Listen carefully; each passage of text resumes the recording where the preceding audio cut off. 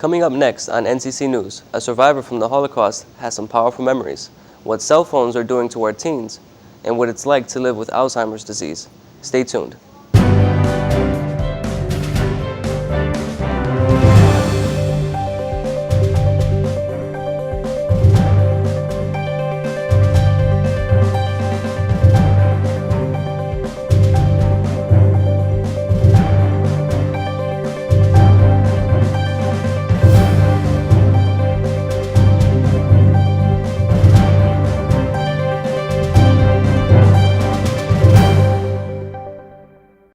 Hello, I'm Elias Rosario. And I'm Jeff Edelstein.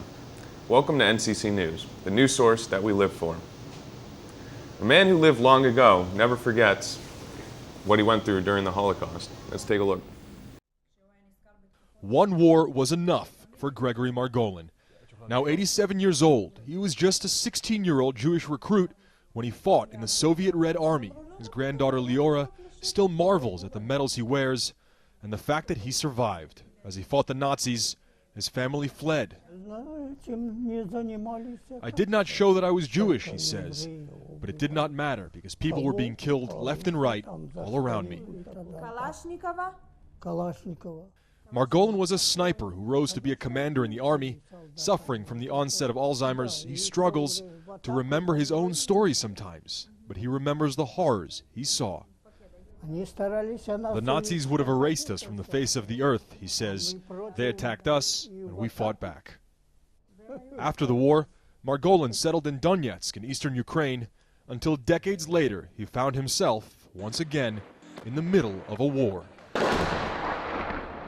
A missile fell and the house was destroyed. We were attacked, he says. A missile fell. I remember. The family lived near the Donetsk airport, near some of the most intense fighting in eastern Ukraine as pro-Russian separatists battled the Ukrainian army. Margolin, who had survived one war, was able to survive another, even when a stray missile hit his house. It spared him, but killed his daughter Ira, Leora's aunt. Now it was Margolin's turn to flee. The moment it happened, we decided that's it. Here and now, we're moving to Israel, she says. This is the safest place. Margolin's story can be difficult for him to remember, but impossible for his family to forget. After we spoke, I said two of the only words I know in Russian. Grandfather, thank you. Warren Lieberman, CNN, Ramle. Cuban leaders are prepared to show Pope Francis their best hospitality when he arrives for a visit in September. Here's the story. During his mass in Havana's Revolution Square, Pope John Paul II called for Cuba to open to the world and for the world to open to Cuba. But it would take 16 years and 2 different popes for the U.S. and Cuba to fully heed that call. When the breakthrough came, it was thanks in part to John Paul's successor, Pope Francis, who played a key role in brokering the deal to restore diplomatic relations. The Vatican hosted some of the secret talks, and Francis urged the leaders of both the U.S. and Cuba to forgive Cold War grievances. A visit by Pope Francis to Cuba will strengthen the church's recovery from the dark early years of the Cuban Revolution. That's when Fidel Castro, an avowed atheist, expelled or jailed hundreds of Catholic priests. Pope Francis will visit Cuba as Catholics regain more lost ground, recently winning government approval to build a new church, the first since the 1959 revolution. I hope the church doesn't stay within these 4 walls. Father Cirilio tells me that it will go farther than that with the building of the new church, there will be more people of faith. Pope Francis is the first pope from Latin America. Spanish is his native language. Strong indications that the Pope's message of reconciliation and faith will cross divides and resonate with the Cuban people. Patrick Ottman, CNN Havana. Girls in Nigeria have been missing for some time now. All they want is their girls back, safe and sound. The abductions from Chibok led to an international social media movement at Bring Us Back Our Girls. They are making this as public as possible in order to rescue them. Here is the story. Every girl here represents one of the Chibok girls kidnapped from their home, from their school 1 year ago. They were preparing for an exam when the terrorist group Boko Haram came in, loaded them into trucks, and they have not been heard of since.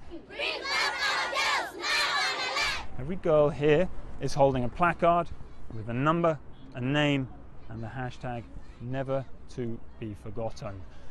There have been rumors that some of the girls have been sold off as sex slaves, some of them killed in the ongoing war against Boko Haram, but nobody knows for sure. However, the campaigners here say that they will stand here, as they have done every day, with the protest Bring Back Our Girls, until they're brought back alive. Christian Purefoy, CNN, Abuja, Nigeria. A 12-year-old Colorado girl is accused of attempting to kill her mother with bleach after her mother took away her phone. The girl allegedly tried to poison her mother's drink with cleaning fluid 2 different times. It's all because of her taking away her cell phone, according to ABC News.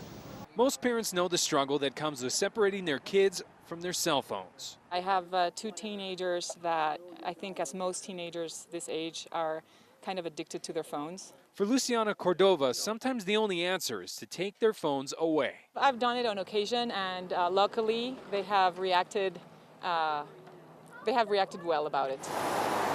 That was not the case for another Boulder County mother last week. The sheriff's office responded to Boulder County Hospital after learning a loss of cell phone privileges prompted a 12-year-old girl to go to extremes. It's pretty scary. Commander Heidi Prentup says the girl's mother noticed a bleach smell in her smoothie a couple days earlier. She thought maybe that her daughter had just cleaned the glass and that there was still bleach left in it, and then she started feeling sick. The sickness passed, but she noticed a bleach smell again a few days later coming from a water carafe in her room. When she smelled the bleach in the carafe, she confronted her daughter, and her daughter told her that she was trying to kill her for taking her iPhone. It sounds like the situation was probably out of hand before that. The sheriff's office can't say what led up to the confrontation, but today they took the girl into custody at the Boulder County Juvenile Center on 2 charges of attempted first-degree murder. It seems a little bit of an outrageous reaction to having your phone taken away, but I think it's also reflecting of how our teens and our kids are so dependent on that they'd be willing to go to those extremes. Indiana's social conservatives wanted a law that insulated them from gay rights movement. Instead, the state has now enacted protection based on sexual orientation. For the first time in its history, Alyssa Rainey, CNN reporter, has the story. It's sitting on Arkansas Governor Asa Hutchinson's desk, but he's refusing to sign the state's religious freedom bill until lawmakers make changes so the bill mirrors federal law. This bill simply defines the standard to determine the right balance. I think Governor Hutchinson and the legislature is trying to strike the right balance between protecting all citizens of all stripes from discrimination in, say, a restaurant. But again, those kind of concerns have not been borne out over the last 20 years that we've had the federal Religious Freedom Restoration Act. No hate in our state! Governor Hutchinson's decision comes in the wake of an uproar in Indiana. That state's governor, Mike Pence, is facing pressure from businesses, sports associations, and popular culture figures to backtrack on a similar religious freedom law he signed last week. This is not a Democrat or Republican issue. This is not a solely LGBTQ issue. This is a human rights issue. Governor Pence is now asking legislators to make changes. We'll fix this and we will move forward. State lawmakers worked on those changes late into the night Wednesday, meeting behind closed doors. But we're working on it, and I wouldn't get my hopes up. I'm Melissa Rainey, reporting. The Nature Center is a popular place for many locals in Stanford. Many people go to see the farm and exotic animals, artwork, and the beautiful hilltop mansion, and enjoy the beauty of nature. If you're looking for a new place to visit, check this out. The Nature Center, located in North Stanford, is one of Connecticut's most beautiful and tranquil places to be, especially on a spring day. Locals from the area come to North Stanford to explore and wonder the animals, creatures, and beautiful exhibits in the Nature Center. My name is Mariah LaRusso. I work here in the Nature Center galleries. I'm a docent. I'm also assistant supervisor of visitor services. So what I do is I watch over the artwork. I'm here for any questions, concerns, comments that the visitors might have. I also do protect the artwork.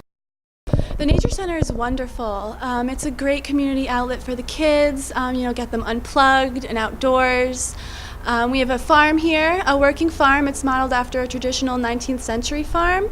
And that's great for the kids. They get to see the farm animals. The Nature Center is a wonderful place and has a huge community. You could take your friends, your family, your dog, or your children. Today I also got the chance to speak with an environmental educator named Leah Kreis.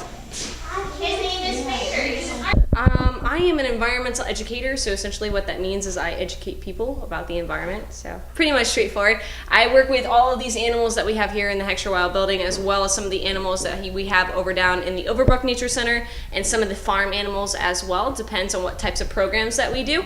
We teach different environmental programs for grades pre-K through 5th, and sometimes even high school grades as well. A lot of it goes with the STEM programs that they have in the schools, and we meet a lot of their curriculum too. But we get to bring a lot of cool animals in, and we make it a lot more fun. And that's pretty much what we do. Coming up next, we're going to be the judges. That's right. We'll take a look at NCC's very own Idol auditions. Stay tuned. NCC had its first and very own version of American Idol. Students with talent for music participated in trying out to win the grand prize. This gave students the opportunity to show off their talents to their fellow classmates and shine brighter than ever before. NCC hosted its very own American Idol. Singers and musicians from all over NCC participated in winning the $500 grand prize. In the tryouts, we see all different types of talents. I wouldn't mind the hanging, but the laying in the grave so long, poor boy, I've been all around this world. Please don't be gentle, no need to be gentle around here. There's no need to be gentle. Can you tell me, what is the NCC Idol auditions and what is it exactly about? Well, the NCC Idol auditions it's kind of like American Idol, and everyone is trying out. They sing, they dance, they play instruments, all that sort of jazz, and there's a lot of competition going on in there.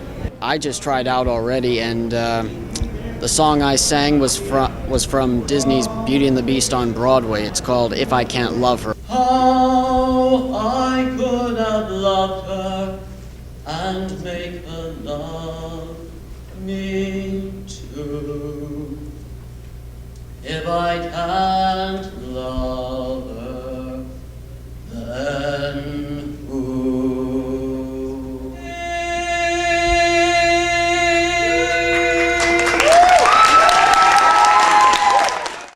I've seen judges in there so far. They seem to be critiquing everything that every student in there is doing. My name is Luis Hernandez, and I was one of the student judges, and my validation was that I'm the student representative for the Diversity and Inclusion Committee. And the judging, well, it was something new for me. I love music, hip-hop, all genres basically, and it was very interesting. We had to critique the performance, the way they were dressed, the musicality. It was a whole variation, and it was very unique in a way that allowed me to get exposed to something different and something unique, like being a judge for the NCC Idol. There probably, who knows who will make it to the semifinals. We never know. Who knows who will make it to the semifinals. We never know. This is Nicole Marinelli with NCC News. Poetry is one of the most beautiful forms of writing and has been around for centuries. NCC had the honor to have a famous award-winning poet come in and read some of his work. Kevin Pilkington is a member of the writing faculty at Sarah Lawrence College. His collection entitled Ready to Eat the Sky was a finalist for an Independent Publishers Book Award. A collection entitled In the Eyes of a Dog was published in September 2009 and won the 2011 New York Book Festival Award. NCC had the opportunity to hear Kevin read some of his pieces. Where leaves are turning white and will look like Einstein's hair for the next 2 weeks before falling off onto the ground. Across the street, in front of the hospital, animal activists picket, holding up signs like large lollipops, protesting the killing of lab animals. I get it. I really do. Nothing should ever be killed, not even rodents. Thanks for what's your favorite poem that you've actually written? I like his use of language. He likes to play with you. So he will take you to the end of a line, and you will think that the line means one thing or that it's going to end in a particular way, and when you get to the next line he'll reverse his meaning and he'll surprise you and he'll go in a different direction. So I went from just writing individual poems to realizing I have enough poems for a book, and then put the book together, and that's how I started. And I always taught, I've just taught all my adult life. So I started teaching in high school at first, and I taught poetry and literature. And then later on I published more, and I got a job at various colleges and ended up at Sarah Lawrence College, where I've been on the writing staff there. I teach poetry workshops and just writing in general. So I'm always working with language. So, but I think it should begin with a love of language, and it goes from there. And so as you work your way through the poem, you're constantly being surprised by his new meanings or his twists on meanings. And he likes to pun. And he has a lovely ironic wit, and I'm a sucker for irony. I want my poems to be clear and understood by everyone. Okay, and I have a style now, not a voice so much, because when I have people talk about, or writers talk about developing a voice, I don't believe in that. I think it's more a style. You develop a style. I'm very comfortable now with my style, all right? And so I just have to get it said now, since I have the style in place. The television program at NCC offers students a chance to grow as individuals in all aspects of film. Each semester, students take on different projects in their TV course. TV1 students focus on their new directors, while TV2 students are working on 3 major projects: Person to Person, How Do I, and their music video. TV3 students spend their semester creating a 30-minute newscast, and TV4 students make a documentary and screenplay. All TV courses teach students what it's like in the real world of film. Let's take a better look. TV and film students must take all 4 classes to get their degree. Students work together to create something unique and original. Students from all classes give more of an insight on their class and what they've been working on. I get to learn how to operate the camera, learn how to use Avid, and learn how to storyboard, so I get to do everything that I want to do and have the opportunity to do. Because it's such a small group, people learn each other's names, and that's always helpful for the cohesion of the group. TV2 especially because you know people from TV1. You've had classes with them, so you've kind of gotten to know them a little better, because in each course you have to work in groups for each project. So what makes it different is that there's a big emphasis on the script that you have to make for your project. In this case, it's the TV News Rundown, the TV3 News Rundown, that has more director's commands in it than any other project. So that makes it difficult, because you have to really spend a lot of time on making that command list. First of all, I love it here. It's really, as an older person, it's given me sort of a second life and a chance to learn a lot of new things, especially as it relates to the digital world. It's amazing how people who could easily be my grandchildren have so much to teach and to give, and I think that two-way give and take is what makes the program here so unique and so interesting and so fascinating. Can you describe the film club and program events at NCC in one word? Energy, creativity. Patience. I'd say it's unique. Enjoyable. Intense, I guess. I would say exhilarating, because not only can you show people what you're into and what your interests are, you can show people what you're made of when it comes to editing, filming, and combining all those things together really makes for great projects. Coming up next, we will take a look at a TV3 student who has took an interest in film for many years. Stay tuned to find out more. She's been making short films since she was a sophomore in high school and hopes to create bigger and better pieces. Nicole Marinelli has taken an interest in the arts since she was a kid. Here's her story. I had an interest in film back when I was in high school. When I was 15, I took a film class with my teacher, and he taught me all the basics, like the rule of thirds and other wonderful things. We also made commercials, ads, and worked on big TV products, as well as a drunk driving ad, and it was aired on TV, so that was really nice. So after working with that teacher and in that class of film, I decided that I wanted to go into the field and make my own ads and my own commercials. If I could have done anything I would probably go into design or fashion because I've always been an artist and I was once an art major when I started college, so I would probably choose that field and work more with either fashion or graphic design, maybe web design. Do you have any other hobbies or interests? I like to play piano, I sing, and I also draw in my free time. I like to create my own clothes sometimes. I like to make my own jeans and shirts, and so yeah, I do things like that. I'm an artsy person. So, as a film student, are there any documentaries that you would want to make in the future? So in the future, I'm actually planning on working on making a documentary on Alzheimer's disease because to me that's a very serious topic. My grandma has Alzheimer's disease, so and it's supposed to skip a generation, so I want to find out every way to prevent it for myself and other people. So I do find the science of Alzheimer's disease very interesting, and I want to find ways to document that on camera. I don't like that. Alright, so if you could have picked any other career path, what would it be and why? If I could have picked any other career path, I would have went for design. I like most designs. I would probably do graphic design, fashion design, or web design. So I would probably went with that just because I've always liked art. I've always liked painting and drawing, and it's something I've always wanted to do. So I like to play piano and I like to sing. I also like to draw. So there are a lot of other hobbies I have. I like to design my own clothes. I like to write books and poetry. So I do have a lot of other hobbies and interests. So as a film student, are there any documentaries you would want to make in the future? Yes. I was actually planning on making a documentary on Alzheimer's disease because there's so many facts and so many interesting things to talk about and to document. If you go to nursing homes, many of the elders have Alzheimer's disease and they suffer, and you can document a lot of what happens in a nursing home as well as what goes on in the mind. So I think that would be a very interesting topic. Alright, if you could have picked any other career path, what would it be and why? I would have went with design.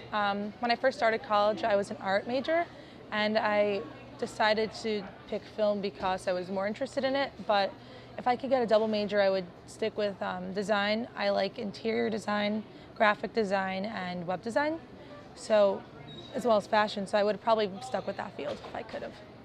Alzheimer's disease is one of the leading causes of death among the elderly. There's no cure and no way to reverse the disease.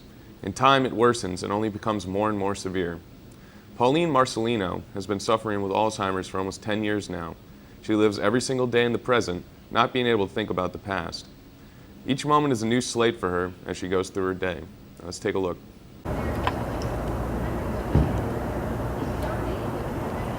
Alzheimer's disease is the 6th leading cause of death in the United States and the 5th leading cause among the elderly. Pauline Marcelino is a resident at the Waveney Day Center in New Canaan, Connecticut. Pauline has been suffering with Alzheimer's disease for the past 9 years, and it's been a very long and slow struggle. Pauline is a mother and grandmother of many who love her.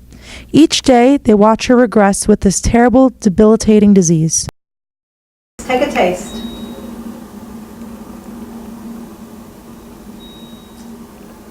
Good. Yeah. You like it one? Yeah. Tasty. Pauline is my grandma, and that's why I care so deeply about this disease. Today, I took the liberty to interview her and ask her a few questions about her everyday life and herself. I even spoke with the specialist to find out more of an insight on Alzheimer's disease. Alzheimer's is a form of dementia. There are many, many forms of dementia. So really kind of getting to know each person, what things trigger any behavioral disturbances from them, what are things that might be a trigger for mood changes in them, kind of getting to know what those triggers are and what interventions work best for managing that. And for each person it's different. The course of dementia for each of the people upstairs is very, very different. Some people, as it progresses, they continue to be very happy and very content, and it's sort of this euphoric, everything is wonderful. And some people become really paranoid and agitated. They can be physically aggressive because in the end it's really more of a primal reaction. About 4 years ago, I interviewed my grandma and asked her a few questions. Today, I'm comparing the results. Hi, Grandma. Hi, sweetheart. How are you? I'm good. How are you? I'm fine. That's I good. love you just the way you always are, honey. Thanks, Grandma. So, are you having a good day? Perfectly nice. Yeah. And good. what day is today? What's your old address? You don't remember? 1973 61st Street, Yeah, you remembered. Where do you live now? What state and city? Connecticut. Good. Good, you're remembering. Yeah. Tell me, what's your address now? 25. No, I forgot. Forgot. I forgot. Thank you, Grandma, so much for your time. You're welcome, and you're gorgeous. 4 years later, I asked her the same questions, but she was different. She wasn't who she used to be. My name is Pauline. Pauline, last name? Pauline Russo. Wow, That's good her maiden job. name. That's her maiden name. That's pretty good. That's a long Good term. job. Yeah. Who's your husband? Joe. Joe, what's his last name? Joe. Marcelino? Yes. Yes, Joe Marcelino. And Yeah. what days? You're beautiful, honey. Thank you. What day is Yeah. today? What? What day is today? Do you remember your old address? What is it? It's black. Who are your daughters? What are their names? Janet. And the other one? Jill. No. Somebody else. Sandra? Yeah. Sandra's your other daughter. Let's see if you remember this. Let me call you sweetheart, I'm in love with you. Let me hear you whisper that you love me too. Keep the love light burning in your eyes so blue. Let me call you sweetheart, I'm in love with you. Good job. That was good. Good job, Grandma. You remember. She remembers all the words to the songs. Very good. There's a different side of the brain that retains music than your past memories, and your recollection is completely different. And music enlightens Alzheimer's patients. When they hear it, they remember words. Hey, Sarah, whatever will be, will be.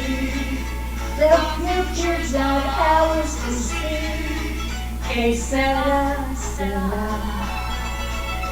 what will be, will be. Hopefully, they develop a cure for Alzheimer's in this lifetime.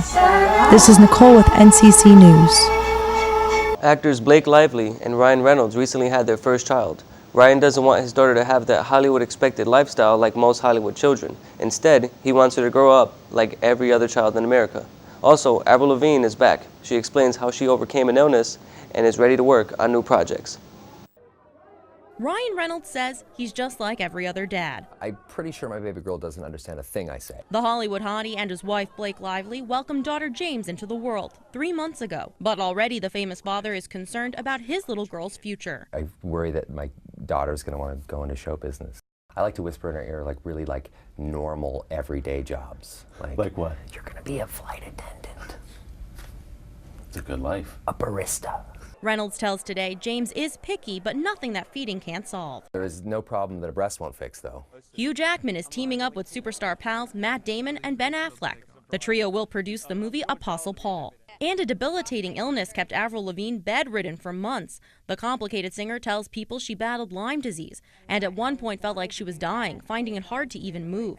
But Avril says she's better now and will put out new music later this month.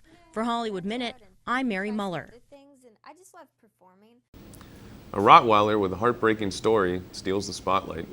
Quadruple amputee pup named Brutus gets a chance to walk again outside thanks to prosthetic limbs. Here's the story.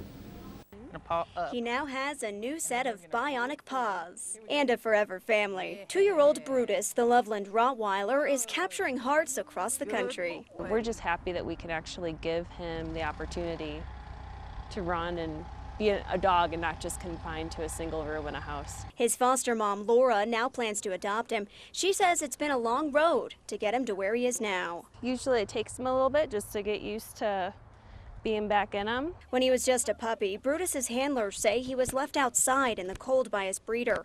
He suffered frostbite on all 4 paws, and rather than take him to a vet, the breeder performed an at-home amputation. Good boy. But it was tough for him to play like a dog, run, jump, and enjoy a game of tug-of-war. Well, not anymore. Come on, let's get up.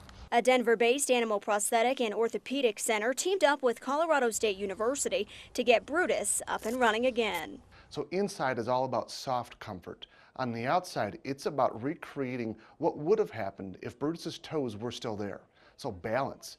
A team effort with the help of hundreds of people through a GoFundMe account. Come on, bud. Yes, good boy. To create prosthetics and get this iron dog back on his paws. Want to try again?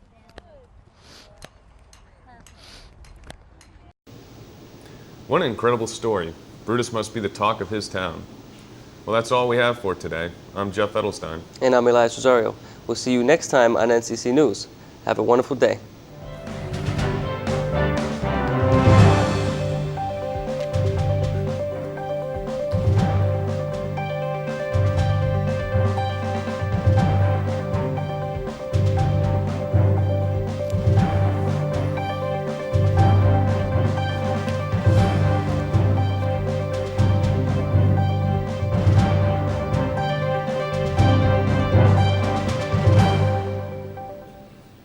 Next time on NCC News, Jason Duffy from TV3 will take a look into the Community College Club Fair. Next time on NCC News.